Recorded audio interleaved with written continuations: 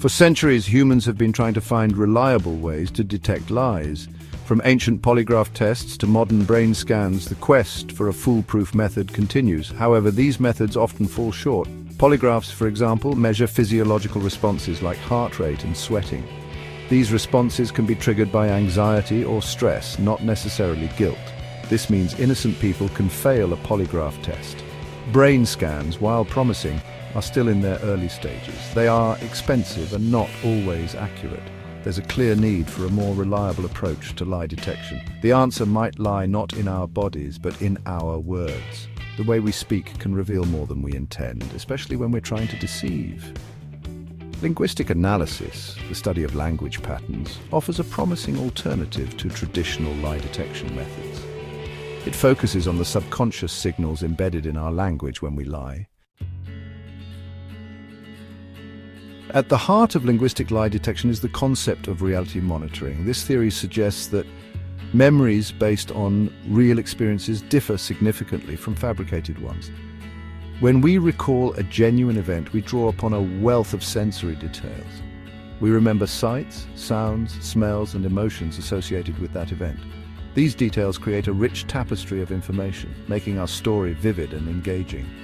Fabricating a story, however, requires a different kind of cognitive effort.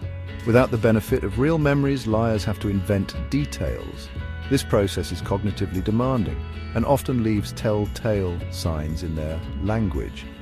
These linguistic cues can be subtle, but they are often enough to distinguish truth from falsehood. Linguistic analysis has identified 4 key patterns that often betray a liar. First, liars tend to use fewer first-person pronouns like I or me. They distance themselves from their lies, subconsciously trying to avoid taking ownership of their falsehoods. Second, liars often employ more negative language. Words like hate, stupid, or never creep into their speech, betraying underlying guilt or discomfort.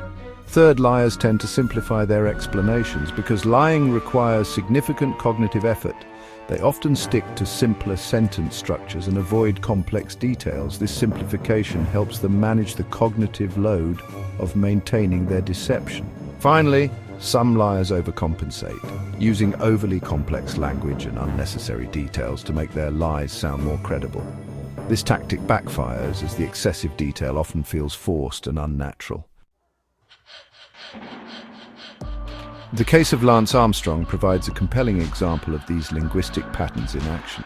In his 2005 denial of doping allegations, Armstrong used significantly fewer first-person pronouns compared to his 2013 confession.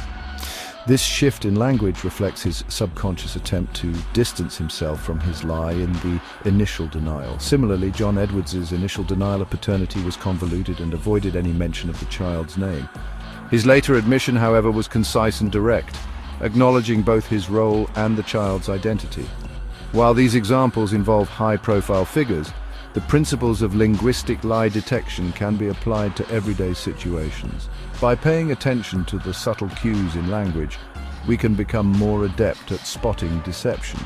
Whether it's a friend exaggerating a story or a colleague bending the truth, understanding these linguistic patterns can empower us to navigate a world filled with half-truths and outright lies.